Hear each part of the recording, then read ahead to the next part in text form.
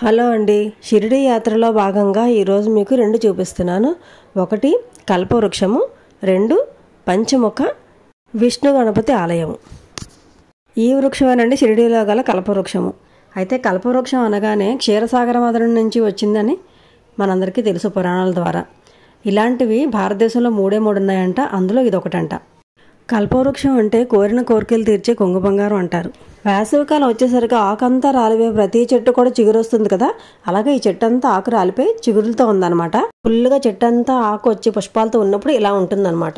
బాబా గారు షిరిడీలోనే కాకుండా చుట్టుపక్కల ప్రాంతాలన్నిటికీ తిరుగుతూ ఉండేవారు కదా. బాబా గారు షిరిడి నుండి కుశల్ చంద్బాయి వీళ్ళని కలవడానికి రహతా వెళ్తూ ఉండేవారట తరచూ. అలా వెళ్ళేటప్పుడు మార్గ మధ్యలో ఈ కల్పవృక్షం ఉండడం వల్ల శాత తీర్చుకునేవారట కాసేపు కూర్చొని. అది తెలుసుకొని కుశల్ చంద్ వీళ్ళంతా కూడా సన్నాయి మేళతాళాలతో ఊరేగింపుగా బాబాని ఇక్కడి నుంచి రెహదాకు తీసుకుని వెళ్ళేవారంట. ఇక్కడ రాసున్న హిస్టరీ ప్రకారం ఈ చెట్టు వయసు 200 నుంచి 250 సంవత్సరాల వరకు ఉండొచ్చట. ఇక్కడ బోర్డు మీద రాసున్న దాని ప్రకారం బాబా గారికి ఈ చెట్టుకి ఉన్న అనుబంధం మనకు తెలుస్తుందన్నమాట. ఇక్కడ ఒక చిన్న పాలరాతి కట్టడం కట్టి అందులో బాబా ప్రతిమ పెట్టారు. అఖండ జ్యోతి కూడా ఉంది, నిత్యం వెలుగుతూ ఉంటుందట. నెక్స్ట్ ఈ టెంపుల్కి వచ్చేసరికి పంచముఖ విష్ణు గణపతి ఆలయం. ఇది షిరిడీకి 5 కిలోమీటర్ల దూరంలో ఉంది. కొత్తగా కట్టిన టెంపుల్ అంటే చాలా బాగుంది. ఆ టెంపుల్ బయట అక్కడ కొబ్బరికాయ, దీపం, గరిక అన్నీ తీసుకున్నామండి. తీసుకుని దర్శనానికి వెళ్ళాము. ధ్వజస్తంభం దగ్గర దండం పెట్టుకొని ప్రదక్షిణకి స్టార్ట్ అయ్యాము. ప్రధాన ఆలయం చుట్టూ కూడా చాలా గణపతులు ఉన్నాయండి, చూద్దాం రండి.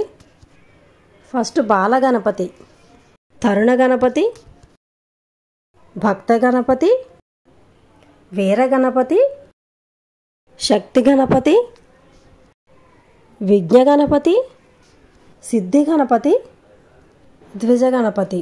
వాతావరణం అంతా చాలా చల్లగా మారిపోయిందండి. ఫుల్ మబ్బేసేసింది, చినుకులు కూడా పడుతున్నాయి.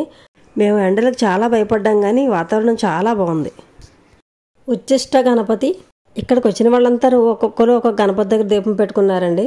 క్షిప్ర గణపతి, హేరంబ గణపతి. లంబోదరుడికి ఎన్ని పేర్లున్నాయో కదా. లక్ష్మీ గణపతి, మహాగణపతి. మా కుటుంబ సభ్యులు, నా వ్యూవర్సు, సబ్స్క్రైబర్సు అందరూ కూడా సంతోషంగా ఉండాలని మనస్ఫూర్తిగా బాగుందని ప్రార్థించానండి. విజయ గణపతి. అందరూ కూడా విజయం సాధించి ముందుకు నడవాలి. నృత్య గణపతి. ఈ గణపతి పేర్లలో కొన్ని అయితే ఎప్పుడు నిత్యం వింటున్న పేర్లే, కొన్ని మాత్రం నాకు కొత్తగా ఉన్నాయి. యుధ్వ గణపతి. మొత్తం 16 గణపతులను చూసాం కదా. ఇప్పుడు పంచముఖ విష్ణు గణపతిని దర్శించుకుందాం. మాతో పాటు మీ అందరూ కూడా చూసి తరించండి. స్వామి చాలా అద్భుతంగా ఉన్నారు కదా. అందరూ కూడా సుఖశాంతులతో ఉండాలి, అందులో మనం ఉండాలి. ఈ వీడియో కనుక మీకు నచ్చినట్లయితే like, share and subscribe. Thank you.